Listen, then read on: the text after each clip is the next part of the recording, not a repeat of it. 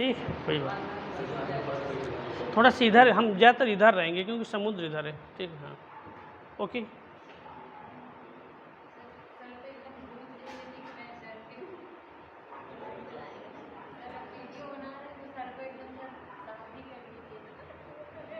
Okay, देखिए आज हम प्रशांत महासागर की प्रमुख धाराओं का वर्णन कर रहे हैं, जिसमें प्रशांत महासागर की फर्स्ट धारा में उत्तरी भूमध्य रेखीय गर्मधारा की चर्चा हुई।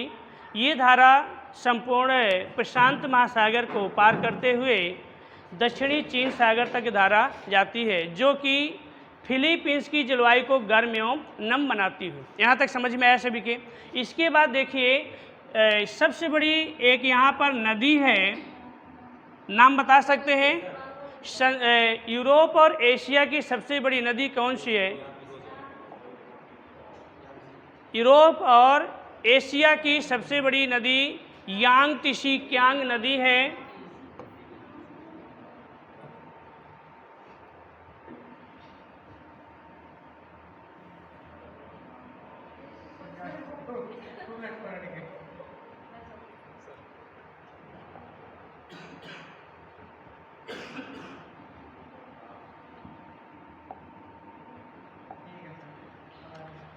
तो देखिए फिर से चर्चा कर रहे हैं कि ये धारा ऐसी निकलती हुई सीधे फिलीपींस की जलवायु को गर्म और नम बनाती हुई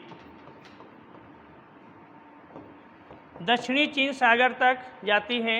यहाँ पर सबसे बड़ी नदी यांगत्से कियांग नदी, यांगत्से कियांग नदी, इसको यांगसी भी कहते हैं शॉर्ट में, यांगसी नदी।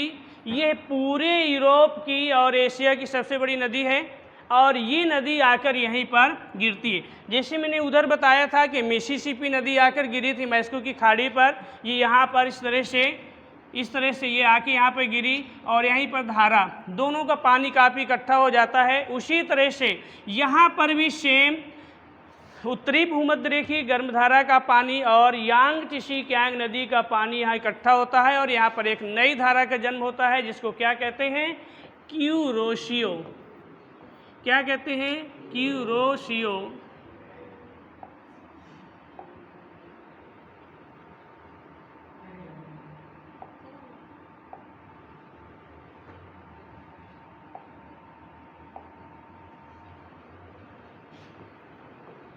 क्यूरोशियो एक नई धारा का सृजन होता है और ये धारा इस तरह से सीधे जाते हुए ये हंसू के मध्य भाग तक जाती है।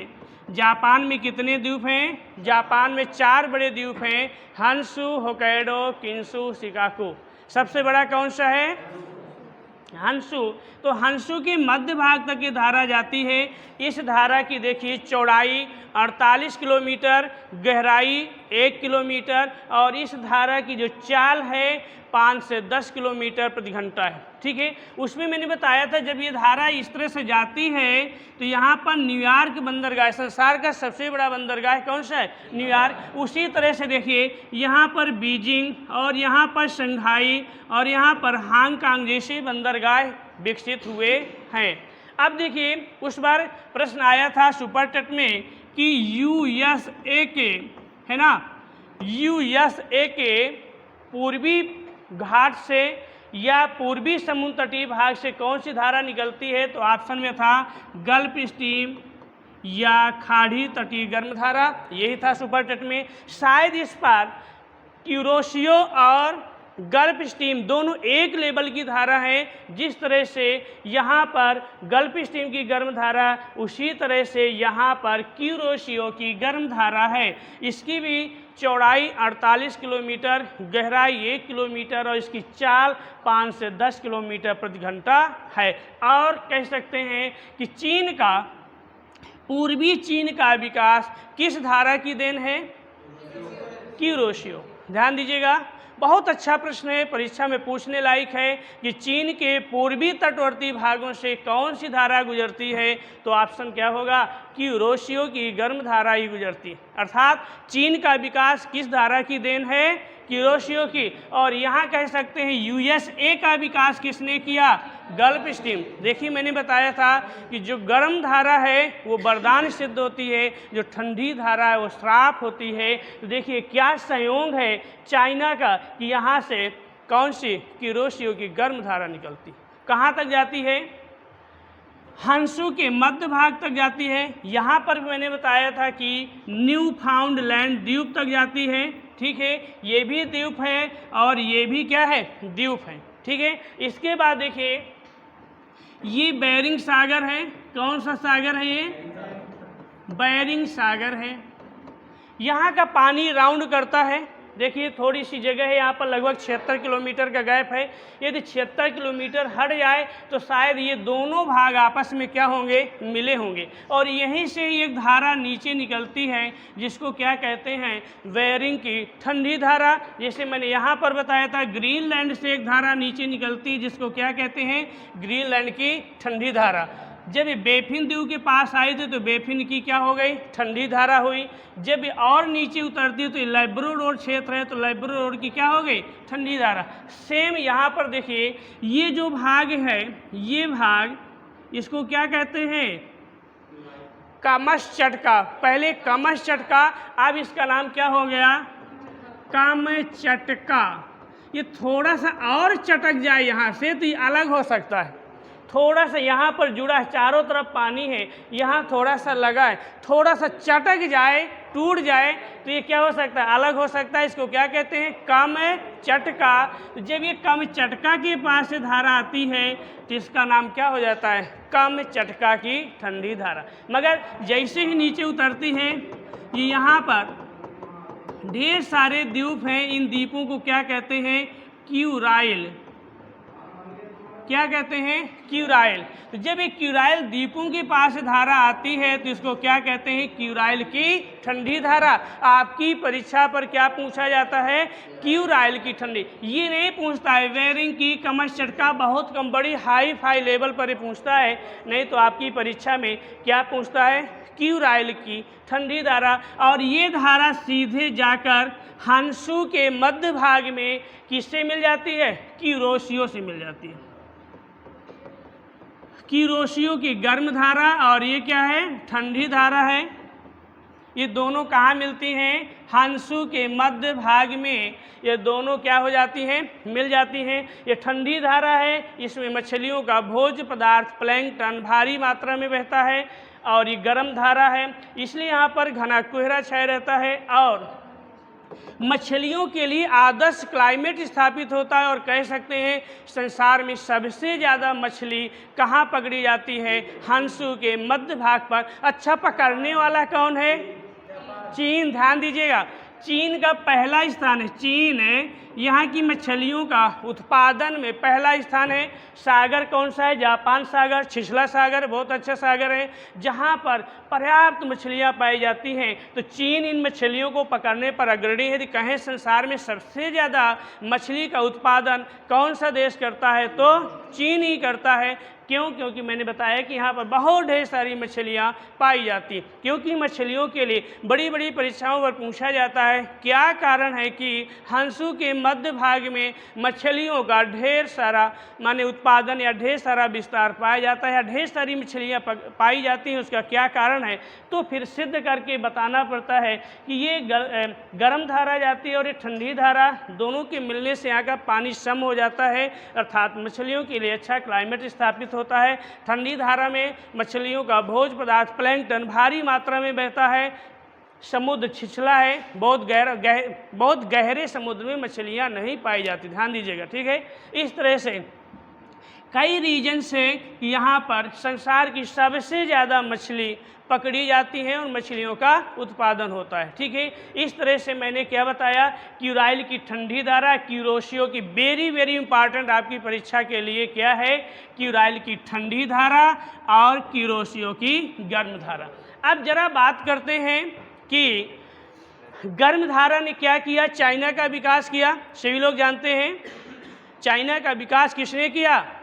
ये गर्म धारा ने किया, ठीक है। और ये क्या कर दिया? क्यूराइल की ठंडी धारा ने क्या कर दिया? कौन बताएगा? कौन सा मरुस्थल? कौन सा? गोभी का मरुस्थल। गुड। ये देखिए यहाँ पर गोभी का मरुस्थल जो बन गया, ये यहाँ पर ये जो गोभी का मरुस्थल बना, इसी धारा की देन है। क्यूराइल की ठंडी धारा ने गोभी का मरुस्थल, यदि मैं प्रश्न करूं कि 2 कुबड़ वाले ऊंट कहाँ पाए जाते हैं, आप बताइए। 2 कुबड़ वाले ऊंट यहीं पर पाए जाते हैं। 1 कुबड़ वाले ऊंट तो हर जगह पाए जाते हैं, मगर 2 कुबड़, अब कुबड़ न जानते होंगे क्या होता है? ऊंट के ऊपर जो एक टीला होता है, तो हमारे यहाँ 1 टीले का ऊंट होता है और यहाँ 2 टीले का। देखिए आपकी परीक्षा पर टेट पर कहीं न कहीं कोई न कोई जंगली जानवर से एक क्वेश्चन डन रहता है। कभी कछुआ पूछ लिया जाता है, कभी गधा पूछा जाता है ना, कभी शेर पूछा जाता है ना, कोई न कोई जंतु, कहीं पश्मीना भेड़ पूछी जाती है ना, कभी कभी मैरिनो भेड़ पूछी जाती है, कभी पश्मीना बकरी पूछ ली जाती है, तमाम चीज़ें होती हैं। कश्मीर लद्दाख में पश्मीना बकरी बहुत आयत पाई जाती, पूछा जाता है, ठीक है। तो इस तरह से कभी पूछ ले कि 2 कुबड़ वाले ऊँट कहाँ पाए जाते हैं, तो आपको आना चाहिए कि गोभी की मरुस्थल मंगोलिया पर पाए जाते हैं। ये मंगोलिया है, ये पूरा बेल्ट यहाँ तक। इस तरह से यहाँ जो मरुस्थल का निर्माण किसने, मैंने बताया था क्यों मरुस्थल होता है कि भाप भरी हवा जब जाती है तो यहीं पर रोक कर वर्षा हो जाती है, धरातल क्या हो जाता है, छूट जाता है। इस तरह से ठंडी धारा श्राप हो जाती है और गर्म धारा वरदान सिद्ध हो जाती है। यहाँ तक समझ में आया? सेम यदि आपको अटलांटिक महासागर की धाराएं समझ में आ जाएं तो प्रशांत महासागर की धाराएं कुछ भी नहीं, ठीक है। अब देखिए जब ये 2 धाराएं टकराती हैं, जब ये 2 धाराएं टकराती हैं तो एक नई धारा का सृजन होता है। तो देखिए यहीं से एक नई धारा का निर्माण होता है और ये यहाँ पर कुछ द्वीप हैं। बताएंगे कौन से द्वीप हैं यहाँ पर? वैंकूवर द्वीप समूह। कौन सा द्वीप समूह है? वैंकूवर। वैंकूवर द्वीप समूह है, थोड़ा सा नक्शे ज्ञान होना चाहिए। तो ये धारा सीधे इस तरह से जाती है, वैंकूवर द्वीप पर टकरा जाती है, ठीक है। जैसे आपने पढ़ा था कि आयरलैंड में धारा टकराई थी, 2 भाग हुए थे, एक नीचे की ओर, एक ऊपर श्वेत सागर तक गई। उसी तरह से सेम ये यहाँ जब वैंकूवर द्वीप में टकराती है तो 2 भाग होते हैं, एक ऊपर की ओर जाके अलास्का के यहाँ तक आती है। ध्यान दीजिएगा, ये गर्म धारा अलास्का की गर्म धारा है। इसी धारा के कारण इधर का समुद्री तट साल भर के लिए क्या रहता है, खुला रहता है। साल भर इस जलधारा के माध्यम से नावें अलास्का तक जाती हैं और इसके नीचे एक धारा आ जाती है। ये देखिए अंदर जो पानी भरा हुआ है ये कैलिफोर्निया की खाड़ी है। कहे की खाड़ी है? कैलिफोर्निया की खाड़ी है। और ये धारा नीचे उतरती हुई आगे समाप्त हो जाती है। इसी को क्या कहते हैं? कैलिफोर्निया की ठंडी धारा। कैलिफोर्निया की खाड़ी है, अंदर जो पानी भरा हुआ है, और इसी को कैलिफोर्निया की क्या कहते हैं? ठंडी धारा। ये क्या कर दिया बताइए? मरुस्थल बना दिया। मरुस्थल तो अभी पढ़े नहीं होंगे, है ना? तो कौन सा मरुस्थल बना दिया भाई? ठंडी धारा है, कुछ न कुछ करेगी, गर्म है तो कुछ न कुछ करेगी, है ना? तो यदि आप पढ़े हो कभी तो यहीं पर ही एरिजोना सोनोरान पढ़े होंगे। कोलोरेडो का मरुस्थल एरिजोना सोनोरान मरुस्थल पढ़े होंगे। यहीं पर ही मरुस्थल पाए जाते हैं ये। तो यहीं पर एरिजोना सोनोरान कोलोरेडो मरुस्थल का निर्माण किसने कर दिया? कैलिफोर्निया की ठंडी धारा ने कर दिया, ठीक है। और कुछ दूर जाके क्या हो जाती है? समाप्त होती है। अब देखिए पानी इस तरह से आता है और इस तरह से जाता है, इस तरह से आता है। तो यहाँ का भी पानी राउंड करता है और यहाँ पर भी सारगैसो सागर इसको कहते हैं। क्या कहते हैं? सारगैसो सागर इसको भी कहते हैं। प्रशांत महासागर में पूछता है तो आपको ये सारगैसो सागर बताना पड़ेगा, ठीक है। सारगैसो सागर है। और सारगैसो घास, यहाँ पर एक विशेष प्रकार की घास जमी है जिसको क्या कहते हैं? सारगैसो घास। ध्यान दीजिएगा, समुद्री घास है जिसको सारगैसो कहते हैं, ठीक है। और ऊपर यहाँ पर बर्फ ही बर्फ है और यहाँ पर घास ही घास है, मगर उसका नाम तो अंधेरा महाद्वीप, अंधेरा महासागर कहते हैं, अंध महासागर कहते हैं। मगर इसका इतना विस्तार है, सबसे बड़ा है, इसलिए इसको अंधेरा नहीं कहा जाता है। ठीक है, इसका विस्तार क्या है, बहुत बड़ा है, तो कहीं ना कहीं काम यहाँ पर चलता रहता है, कोई दिक्कत नहीं आती है, इसको डायरेक्ट नहीं पार करते हैं। ठीक है, और वो थोड़ा सा पास में इसलिए पार करते हैं, दिक्कत होती है। इस तरह से इसको क्या कहते हैं, सारगैसो सागर कहते हैं। यहाँ तक समझ में आ गया। जैसे मैंने पहली धारा बताया था उत्तरी भूमध्य रेखी गर्म धारा, दूसरी क्या बताया, क्यूरोशियो की गर्म धारा, तीसरी क्यूराइल की ठंडी धारा, चौथी उत्तरी प्रशांत महासागर की मंदवान की गर्म धारा, फिर है अलास्का की गर्म धारा, फिर है कैलिफोर्निया की ठंडी धारा। इस तरह से मैंने 5-6 आपकी परीक्षा में वेरी इंपॉर्टेंट क्या है, क्यूराइल की और क्यूरोशियो की। एग्जामिनर पूछ लेता है, लड़के भ्रमित हो जाते हैं, क्यूराइल की ठंडी है